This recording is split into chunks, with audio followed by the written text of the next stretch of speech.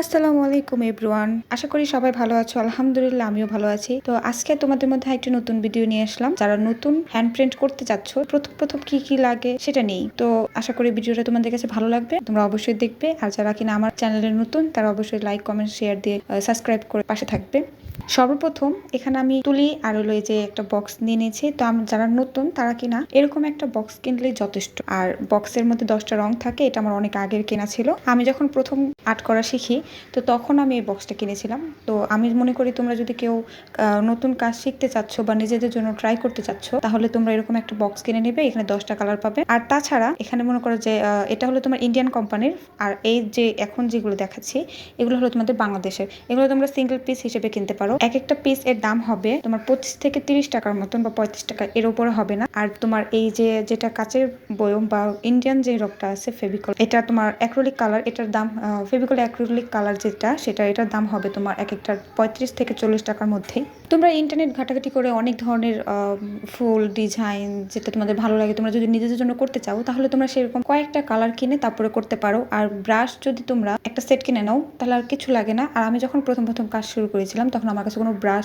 কিছু ছিল না। আমি মেকআপের যে তুলিগুলো ছিল সেগুলো ব্যবহার করেছি। আইলাইনার দেওয়ার জন্য যেটা ছিল ওইটা দিয়ে আমি ব্রাশ করতাম। এবং কি তোমরা যদি একটা প্যাকেট কিনে নাও তোমাদের কিছু লাগবে না। এখানে তোমাদের প্যাকেটের পেছনে A to Z সবকিছু লেখা আছে। এই সেটটা তোমরা কিনলে এটা এখানে তোমরা টোটালি সবগুলো পাবে। আর এখানে কিন্তু দেওয়া আছে যে কোনটাতে কিরকম ভাবে ব্যবহার করা যায়। তাছাড়া তোমরা ইন্টারনেট ঘাটাঘাটি করলে তোমরা দেখতে পারবা যে কোন ব্রাশটা কোনটার ক্ষেত্রে ব্যবহার করা হয়। এখানে 0 থেকে 0 সাইজ মানে সাইজ হিসেবে তোমার ব্রাশগুলো রয়ে গেছে, তোমাদের মতন করে ব্যবহার করতে পারো। আর এখানে একটা এই যে ফ্রেমের মধ্যে আমি এক টুকরো কাপড় আটকে নিয়েছি। এখানে তোমার মনে করো যে আমি আজকে দেখাবো তোমাদের একটু কালার করে। তো তোমরা যদি নিজেরা রং প্রথম ট্রাই করতে চাও বা বানাতে যাও সেক্ষেত্রে দেখতে পারো যে তোমাদের রংগুলো অনেক পাতলা হয়ে যেতে পারে। আমি তোমাদের প্রথমে পাতলা যে রং সেটা ব্যবহার করে দেখাবো যে ওটাতে তোমাদের কি সমস্যা হতে পারে। আর আরেকটা যেটা তোমাদের রং যেটা পারফেক্ট থাকবে সেটাও ব্যবহার করে দেখাবো। যারা কিনা নতুন তারা বিভিন্ন কার্বো পেপার গুলো দিয়ে জল ছাপ দিতে পারো বা এরকম কলম দিয়ে আর্ট করে নিতে পারো।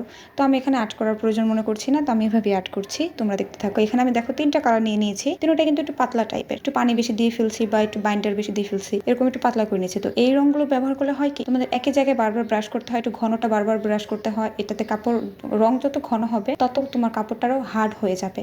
আর রংটা যদি বেশি পাতলা হয়ে যায় বা বাইন্ডারের পরিমাণ বেশি হয়ে যায় বা পাতলা পানির পরিমাণটা একটু বেশি হয়ে যায়, পানি যদি হয়ে যায় বেশি, তা সেক্ষেত্রে এখানে রংটা ছড়িয়ে যাওয়ার সম্ভাবনা থাকে, যেটা তোমাকে বিচ্ছিরি দেখাবে, তোমাদের এটা ভালো দেখাবে না। তোমরা দেখতেই পারছো এখানে প্রথমে কিন্তু রংটা ভালোই দেখা যাচ্ছিল, মানে আস্তে আস্তে এটা ছড়িয়ে যাচ্ছে, দেখতেই পারছো। আর আমি এখানে সাইডে আলাদা করে বর্ডার দিয়ে দেখাচ্ছি এই রংগুলো কিভাবে থাকছে না, একটা দাগ দেওয়ার পরে সেটা সাইড দিয়ে বর্ডার থেকে বাইরে চলে যাচ্ছে। তো এখন আমি তোমাদের আলাদা করে আরেকটা কালার ব্যবহার করছি। রেডি কালার গুলো থাকে তোমাদের সেগুলোই ব্যবহার করতে হবে। দোকানে যে বললেই হবে যে আমি হ্যান্ড প্রিন্ট করতে চাচ্ছি, রেডি কালার গুলো আমার লাগবে। এই যে আমি এখানে রেডি কালারটা ব্যবহার করছি, এটা দেখতেই পাচ্ছ কতটা সুন্দর হয়ে যাচ্ছে। তোমাদের প্রথম যে কোনো ফুল বা যে কোনো পাখি যেটা ইচ্ছে মনে হয় তোমরা আর্ট করে নিতে পারো। আর যত প্র্যাকটিস করবে তত বেশি তোমরা শিখতে পারবে। আশা করি তোমরা এখানে বুঝতে পারছো। দেখো দুইটা রঙের কিন্তু অনেক তফাৎ, আর্টের মধ্যে অনেক তফাৎ। তোমাদের ভিডিওটা অনেক ভালো লেগেছে, তোমরা হয়তো কিছুটা হলে ধারণা পেয়েছো। আর আমাকে অবশ্যই কমেন্ট করে আমার পাশে থেকো, আমি অনেক খুশি হব। সুস্থ থেকো, ভালো থেকো। আমার নেক্সট ভিডিও আসার আগ পর্যন্ত আজকে এই পর্যন্তই। আল্লাহ হাফেজ।